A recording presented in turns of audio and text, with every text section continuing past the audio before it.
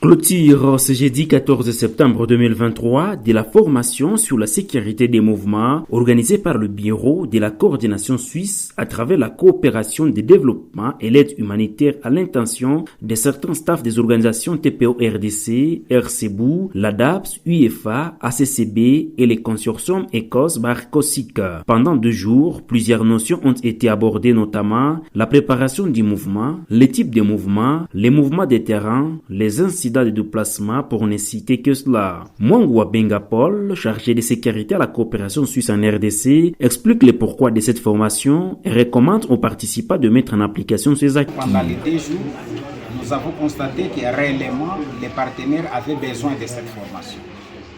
Et ces besoins s'est fait exprimer par les différents points qu'ils ont reconnu que ça se faisait mais qu'il fallait quand même des améliorations. Ce que nous attendons est que d'abord les managers qui ont participé à cette formation puissent faire la restitution auprès de leur staff.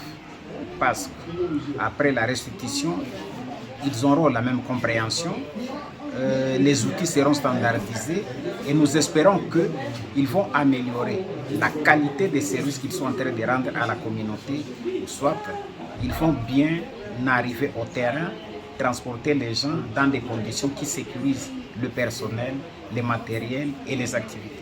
Après la formation, Maître Néné Bintou, l'une des participants, s'est dit satisfaite et promet la restitution à ses collègues et la mise en application des recommandations. Nous avons appris beaucoup de principes et comment faire l'analyse du contexte sécuritaire, comment faire la protection des chauffeurs, des autres membres du staff, comment aussi se comporter une fois dans des convois ou même en pleine activité, les méthodes appliquées de collaboration avec les autres.